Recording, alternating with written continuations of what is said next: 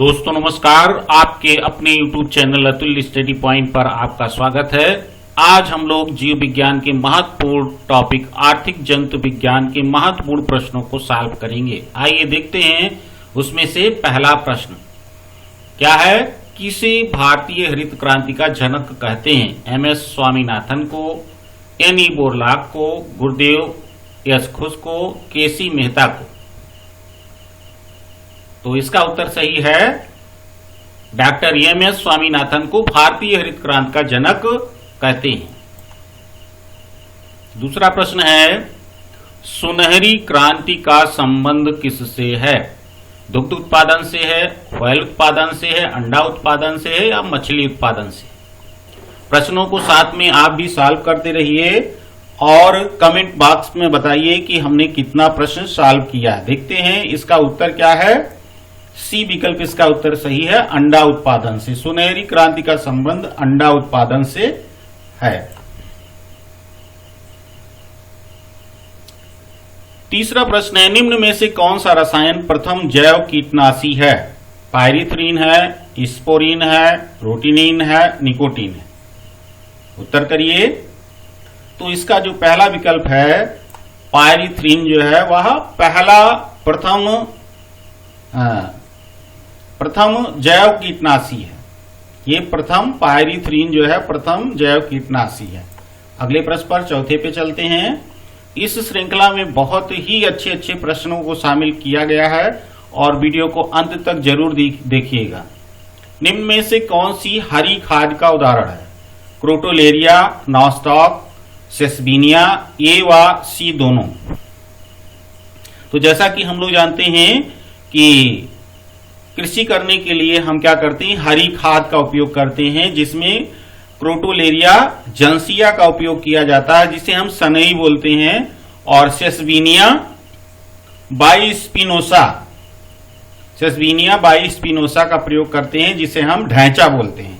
सनई और ढैंचा का उपयोग हम करते हैं किसके लिए? हरी खाद के लिए करते हैं। उसको कुछ दिनों के लिए उगाया जाता है और फिर उसे रोटावेटर से उसी खेत में उसकी जुताई कर दी जाती है और वो हरी खाद के रूप में तैयार हो जाता है।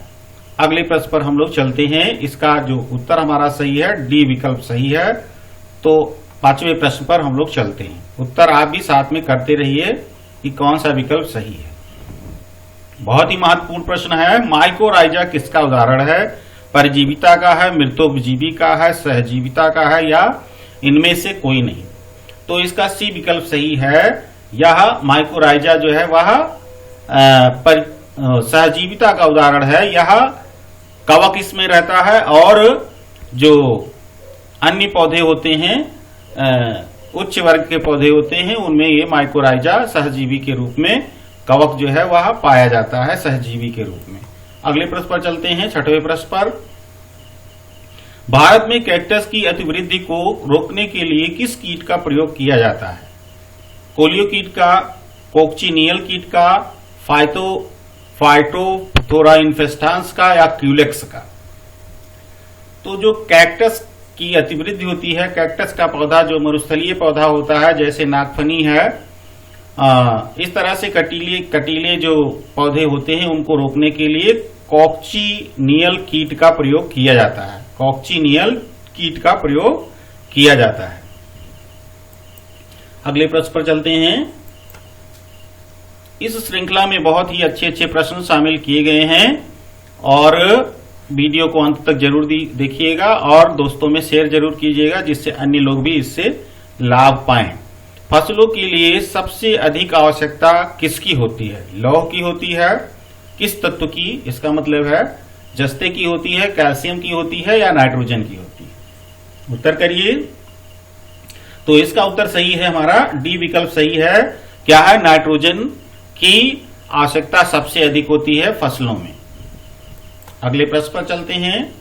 आलू का लेट ब्लाइट रोग किससे उत्पन्न होता है? एल्बुगो कैंडिडा से, फाइटोफथोरा इन्फेस्टांस से, अल्टरनेरिया सोलेनाई से या फ्यूजेरियम से? बहुत अच्छा प्रश्न है और हर लगभग प्रत्येक कंपटीशन में पूछा जाने वाला प्रश्न है। तो ये क्या है? फाइटोफथोरा इन्फेस्टेंस से आलू में लेट ब्लाइट रोग होता है। दो तरह का रोग होता है, एक लेट ब्लाइट होता है, एक अर्ली ब्लाइट होता है। तो अर्ली ब्लाइट ऑफ पोटैटो होता है अल्टरनेरिया सोलेनाइस से, और फाइटोफथोरा इन्फेस्टेंस से लेट ब्लाइट रोग होता है। ये क्या होता है, जो फाइटोफथोरा इन्फेस्टेंस क्या होता है, ऊमाइसीट्स होता है, ये ट्रू फंगस नहीं होता है। जैसे ये अल्टरनेरिया सोलेनाई जो है फंगस है, लेकिन जो फाइटोफथोरा इन्फेस्टेंस है वह oocytes है, जो ट्रू फंगस के अंतर्गत नहीं आता है, लेकिन फंगस की श्रेणी में ही इसे रखा जाता है। तो अगले प्रश्न पर हम लोग चलते हैं। इसका जो है बी विकल्प सही है। गेहूं का काला कीट रोग किससे उत्पन्न होता है, पेनिसिलियम से, राइजोपस से, पक्सिनिया से या ईस्ट से। तो गेहूं का काला कीट जो होता है, गेहूं की जो बाली निकलती है वो काले रंग की, उसके सभी दाने सब काले काले से हो जाते हैं, उसी को गेहूं का काला कीट रोग बोलते हैं, ब्लैक रस्ट डिजीज बोलते हैं। तो इसमें क्या हो जाता है कि पक्सिनिया के कारण, पक्सिनिया ग्रेमिनिस बोलते हैं, क्योंकि गेहूं जो है वो ग्रेमिनी कुल का पौधा होता है, इसलिए पक्सिनिया ग्रेमिनिस नामक कवक से यह रोग हो जाता है। और अगले प्रश्न पर चलते हैं।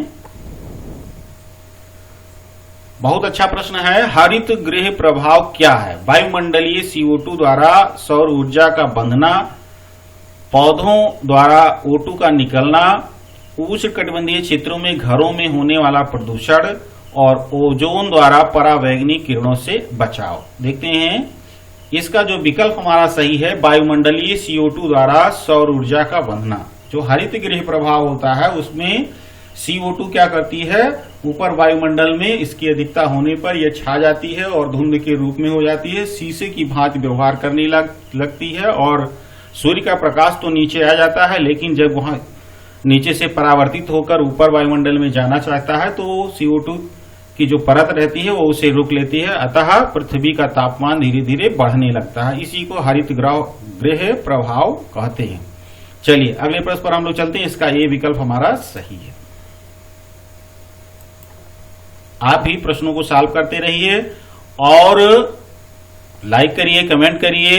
अगर चैनल पर नए हैं तो चैनल को सब्सक्राइब करिए, और पूरी सामग्री तथ्यपरक है। किसी प्रकार से कोई भी आपको शंका है तो उसका कमेंट द्वारा जरूर सूचित कीजिए। चलिए देखते हैं, वातावरण में अम्लीय वर्षा किस गैस प्रदूषण के कारण होती है, O2 तथा Mg ऑक्साइड, Mg के ऑक्साइड के द्वारा, N2 तथा फास्फोरस के ऑक्साइड द्वारा, N2 तथा यस मतलब सल्फर के ऑक्साइड द्वारा, कार्बन तथा नाइट्रोजन के ऑक्साइड द्वारा। तो जैसा कि हम जानते हैं कि जो एसिड रेन होती है वह नॉर्वे जैसे देशों में बहुत अधिक मात्रा में एसिड रेन होती है, लेकिन जो है ये किससे होती है, ये नाइट्रोजन और सल्फर के ऑक्साइड के द्वारा होती है। इसका हमारा सी विकल्प सही है। 12वें प्रश्न पर हम लोग पहुंच चुके हैं। निम्न में से कौन खाद्य श्रृंखला में तीसरी श्रेणी का उपभोक्ता है, घास है, बाज है, टिड्डा है, खरगोश है। तो तृतीय श्रेणी का उपभोक्ता का मतलब है सबसे पहले उत्पादक होते हैं जो हरे होते हैं, और उनको प्रथम श्रेणी का उपभोक्ता खाता है। जैसे खरगोश है तो वो शाकाहारी रहता है, और उसको फिर या छोटी छोटी टिड्डी होती है, टिड्डी क्या करते हैं कि पौधों को खाते हैं, और उनको क्या है, उनको मेढक खा लेता है, या मेढक खा लेता है, और मेढक को क्या खा लेता है, बाज खा लेता है, या मेढक को सांप खा लेता है, सांप को बाज खा लेता है। तो इस तरह से हम देखते हैं कि प्रथम श्रेणी में जो शाकाहारी को खाने वाले हैं वो प्रथम श्रेणी में आते हैं, और जो शाकाहारी जंतु को खाने वाले रहते हैं वो द्वितीय श्रेणी में आते हैं, और जो मांसाहारी जो जंतु होता है उसको खाने वाले तृतीय श्रेणी में आते हैं। जैसे बाज जो है वह सांप को खा लेता है, तो सांप जो है वो मेढक को या टिड्डे को खा लेता है। तो इस तरह से हम देखते हैं जो इसमें बाज है वह तृतीय श्रेणी का उपभोक्ता की श्रेणी में आता है। अगले प्रश्न पर यूपी 301 यूपी 301 किसकी किस्म है, बाजरा की है, चावल की है, गेहूं की है या कपास की है। उत्तर आप भी करिए साथ में। बहुत अच्छा प्रश्न है। तो ये क्या है, ये गेहूं की किस्म है, यूपी 301 यह गेहूं की किस्म है। अगला प्रश्न, नाइट्रोजन चक्र में महत्वपूर्ण भूमिका रखने वाला सूक्ष्म जीव कौन सा है? जीवाणु है, प्रोटोजोआ है, विषाणु है या सहवाक है? तो जीवाणु को इंग्लिश में बैक्टीरिया बोलते हैं, प्रोटोजोआ को प्रोटोजोन्स बोलते ही हैं, वायरस विषाणु को वायरस बोलते हैं, और सहवाक क्या है, लाइकेन। जो लाइकेन होते हैं उसे हम सहवाक भी बोलते हैं। तो नाइट्रोजन चक्र में महत्वपूर्ण भूमिका जीवाणु अदा करता है, जैसे राइजोबियम लेगुमिनोसेरम। ये ऐसा जीवाणु होता है जो दलहन वाली पौधों के जड़ों में गांठें होती हैं और उसी गांठों में अपना जीवन चक्र चलाता है। वायुमंडलीय नाइट्रोजन को यह NO3 यानी कि नाइट्रेट आयन में ये चेंज करता है और पौधे उसे ले लेते हैं। चलिए, ये जो जीवाणु होते हैं राइजोबियम लेगुमिनोसेरम, ये सहजीविता का अच्छा उदाहरण होते हैं। अगले प्रश्न पर हम लोग चलते हैं। अगर वीडियो आपको पसंद आ रहा है तो लाइक जरूर कर दीजिए और दोस्तों में शेयर कर दीजिए, और तथा जो है अगर हमारे चैनल से नए हो, जो नहीं जुड़े हैं तो तुरंत जुड़ जाइए, सब्सक्राइब कर दीजिए। चलिए अगले प्रश्न पर हम लोग चलते हैं। निम्नलिखित में से किसमें कैल्शियम की सर्वाधिक मात्रा होती है? ज्वार में होती है, मक्का में होती है, बाजरा में होती है, गेहूं में होती है?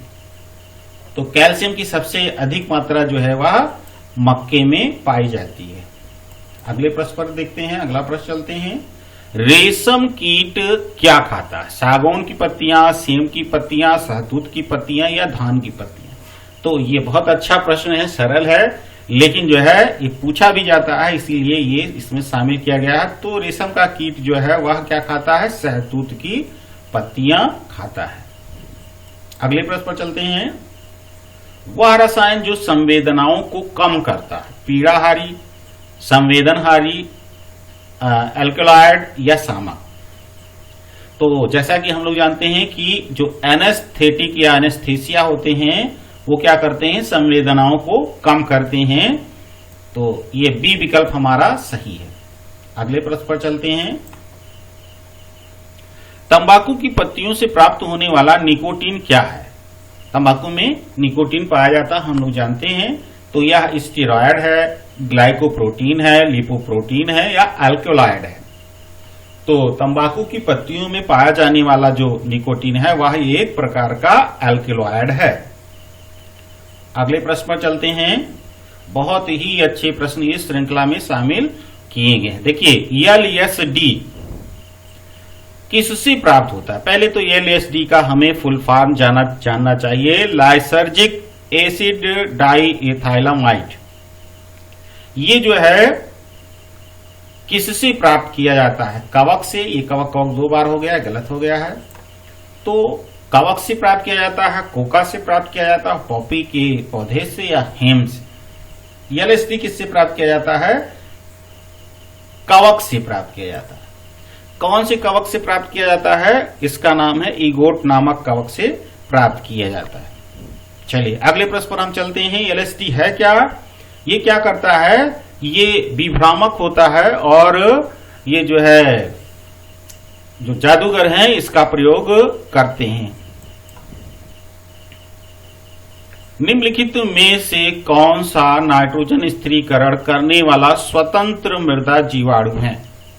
अभी इसके पहले हमने बताया कि राइजोबियम लेगुमिनोसेरम एक ऐसा जीवाणु है जो दलहन वाले पौधे होते हैं, जैसे अरहर है, मटर है, मसूर है, चना है, इन सभी के पौधों की जड़ों में पाए जाते हैं, जो वायुमंडल की नाइट्रोजन को जड़ों में फिक्स करते हैं, फिक्सेशन करते हैं, स्थिरीकरण करते हैं। लेकिन यहाँ पर जो प्रश्न है, नाइट्रोजन स्थिरीकरण करने वाला स्वतंत्र मृदा जीवाणु मतलब क्या है? मृदा में स्वतंत्र रूप से पाया जाने वाला जीवाणु कौन सा है? एजोटोबैक्टर है या नाइट्रोसोमोनास है, नाइट्रोबैक्टर है या स्यूडोमोनास है? ये अभी हाल ही में हुई परीक्षा में ये प्रश्न आया हुआ था और इसका उत्तर क्या है? एजेटोबैक्टर है। क्या है?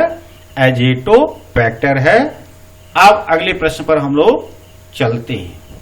अगर आपने प्लेलिस्ट नहीं देखा, प्लेलिस्ट में बहुत सारे वीडियो पिछले पढ़े हुए हैं जो बायो से रिलेटेड हैं, और अन्य भी हैं, करंट के भी हैं, हिस्ट्री के हैं, हर सब्जेक्ट के पढ़े हुए हैं। अगर आपने पहले नहीं देखा है तो आप प्ले लिस्ट में जाके उन्हें जरूर देखिए, बहुत ही ज्ञानवर्धक है।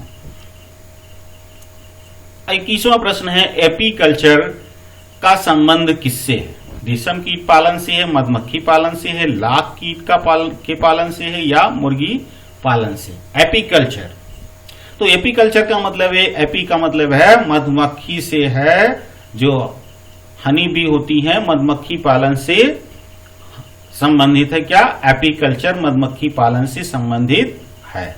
अगले प्रश्न पर हम लोग चलते हैं।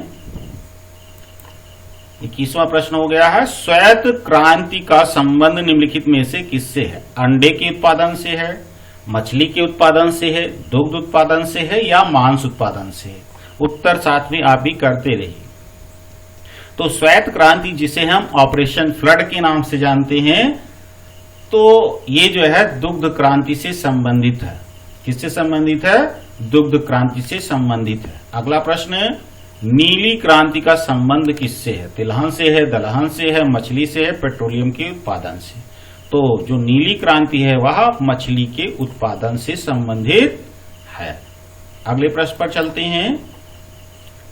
निम्नलिखित में से कौन भैंसों की प्रजाति नहीं है? मुर्रा, सुरती, यॉर्कशायर, जाफराबादी? बहुत अच्छा प्रश्न है, कृषि विज्ञान से जुड़ा हुआ प्रश्न है, और ये पूछा जाने वाला प्रश्न है, इसीलिए इसमें शामिल किया गया है। तो जो इसमें से जो यॉर्कशायर है, यॉर्कशायर जो है या सुअर की प्रजाति है, ना कि भैंसों की प्रजाति है, जबकि मुर्रा है, सुरती है और जाफराबादी ये सभी भैंसों की प्रजातियां हैं। ये हमारा इस वीडियो का लास्ट प्रश्न है, और पुनः मैं आपसे मतलब अगर आपको वीडियो पसंद आ रहा है तो आप हमारे चैनल से जरूर जुड़िए, चैनल को सब्सक्राइब करिए और कमेंट करिए, वीडियो को लाइक करिए, और तथा दोस्तों में व्हाट्सएप पर शेयर जरूर करिए, जिससे कि लोगों तक वीडियो पहुंचे। और ये पूरी तरह से निःशुल्क है, ऐसे स्टूडेंट्स के लिए इसको बनाया गया है, चैनल तैयार किया जा रहा है, वीडियो तैयार किया जा रहा है कि ऐसे लोग जो शिक्षा से वंचित रह रहे हैं उनको भी अच्छी शिक्षा उच्च गुणवत्तायुक्त मिल सके। चलिए देखते हैं, लास्ट प्रश्न है, निम्नलिखित में से कौन सी प्रजाति गाय की नहीं है? साहिवाल, जर्सी, सिंधी, लोही या सुनंदनी? तो इसमें गाय की प्रजाति कौन कौन सी है? साहिवाल है, जर्सी सिंधी है और सुनंदनी है। लेकिन जो लोही है ये क्या है? ये भेड़ की प्रजाति है। आपने लोई सुना होगा कि हम लोई ओढ़ने के लिए होती है, तो ये भेड़ से ही तैयार की जाती है और उसी भेड़ के नाम पर उसका भी नाम रखा गया है। इस तरह से ये वीडियो का लास्ट प्रश्न था, और आपको बहुत बहुत धन्यवाद है। आप वीडियो को देखिए, लाइक करिए। चलिए, धन्यवाद।